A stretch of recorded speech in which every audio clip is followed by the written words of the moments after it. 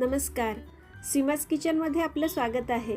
आज मी कैरीचं लोणचं करणार आहे। गोड, आंबट, तिखट अशा चटकदार चवीचं हे लोणचं झालेलं आहे। हे लोणचं उपवासासाठी सुद्धा चालणार आहे, त्यामुळे आपण हे एकदाच बनवून ठेवू शकतो।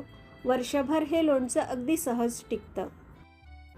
यासाठी मी 3 कैऱ्या घेतल्या आहेत। या स्वच्छ धुवून त्याची सालं काढून घ्यायची आहेत आणि किसणीवर किसून घ्यायची आहे। अशा प्रकारे मी याचा कीस तयार करून घेतला आहे। आता हा तयार झालेला कीस जो आहे तो एखाद्या वाटीने किंवा एखाद्या भांड्याने मोजून घ्यायचा आहे। कोणतंही एखादं भांडं यासाठी सेट करून घ्यायचं आहे। हा 2 वाट्या कीस झालेला आहे। आता ह्यात 3 वाट्या साखर घालून घ्यायची आहे। मी इकडे लोणच्याची कैरी घेतलेली आहे। लोणच्याची कैरी आंबट असते, त्यामुळे मी इकडे साखर 3 वाट्या घेतली आहे। जर कैरी कमी आंबट असेल तर त्याप्रमाणे साखरेचं प्रमाण तुम्ही थोडंफार कमी किंवा जास्त करू शकता। तोतापुरी कैरी घेतली तर त्यासाठी 2 वाट्या साखर पुरेशी आहे।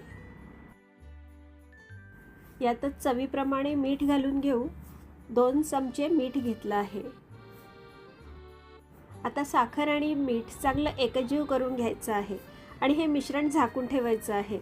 यात साखर आणि मीठ असल्यामुळे कैरीला आपोआपच पाणी सुटेल आणि त्यातच आपल्याला हे शिजवून घ्यायचं आहे। म्हणून आता हे आपल्याला झाकून ठेवायचं आहे। 3-4 तास हे असंच झाकून ठेवूया। 3-4 तास झाले आहेत आणि आता साखर सुद्धा यात बऱ्यापैकी मेल्ट झालेली आहे। याला छान पाणी सुटलेलं आहे। कैरीचा रंग सुद्धा थोडाफार बदलला आहे। आता हे मिश्रण आपल्याला गॅसवर ठेवून शिजवून घ्यायचं आहे। कढई मी गॅसवर ठेवली आहे आणि गॅसची फ्लेम लो ठेवली आहे। मंद आचेवरच ही कैरी चांगली शिजवून घ्यायची आहे। आता इकडे जी काही साखर विरघळायची राहिलेली होती ती सुद्धा चांगली विरघळेल आणि मिश्रण थोडं पातळ होईल। मिश्रण एकसारखं हलवत राहायचं आहे। आता याला चांगली उकळी आलेली आहे आणि कैरीचा जो कीस आहे तो सुद्धा बऱ्यापैकी नरम झालेला आहे। कैरी व्यवस्थित शिजलेली आहे। हे लोणचं आपण वर्षभर साठवणीसाठी करून ठेवणार आहोत, त्यामुळे व्यवस्थित शिजवणं गरजेचं आहे। आता हे नीट शिजलं की नाही ते कसं कळेल? आपलं लोणचं तयार आहे की नाही?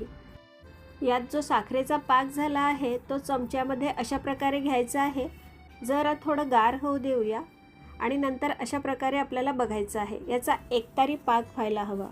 बघा आता छान एकतार निघतो आहे, म्हणजे आपलं लोणचं व्यवस्थित शिजवून तयार आहे। आता हे लोणचं शिजलेलं आहे। ह्यात आपल्याला चवीप्रमाणे मसाले घालून घ्यायचे आहेत। यात मी फक्त तिखट घालून घेणार आहे। 2 चमचे तिखट घातलं आहे। तुम्हाला आवडत असेल तर तुम्ही ह्यात जिरे पावडर सुद्धा घालून घेऊ शकता। आता पुन्हा एकदा ह्याला उकळी येईपर्यंत हे शिजवून घ्यायचं आहे। आता फक्त 1 उकळी येईपर्यंतच मिश्रण शिजवून घ्यायचं आहे। हे अगदी जास्त सुद्धा शिजवायचं नाही। सध्या जरी हे मिश्रण पातळ दिसत असलं तरी गार झाल्यानंतर हे थोडं घट्ट होतं। याला आता 1 उकळी आलेली आहे आणि तिखट सुद्धा चांगलं एकजीव झालेलं आहे। आता गॅसची फ्लेम बंद करूया आणि हे थोडं गार होऊ देऊया। गार झाल्यानंतर ह्याचा रंग आणखीन थोडा डार्क होईल। लोणचं आता पूर्ण गार झालेलं आहे आणि हे खाण्यासाठी तयार आहे। लोणचं पूर्ण गार झाल्यानंतरच आपल्याला हे स्टोअर करून ठेवायचं आहे।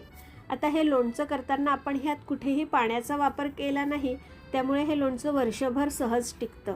आपण लोणचं भरण्यासाठी जी बरणी घेणार आहोत ती सुद्धा चांगली कोरडी घ्यायची आहे।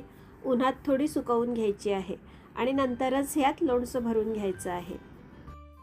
आपलं हे लोणचं आता वर्षभराच्या उपवासांसाठी तयार आहे। तुम्हाला आजचं हे लोणचं कसं वाटलं मला कमेंट करून सांगा हं। आणि व्हिडिओला लाईक करायला विसरू नका। पुन्हा एकदा भेटूया अशा छानशा रेसिपीसह। थँक्यू।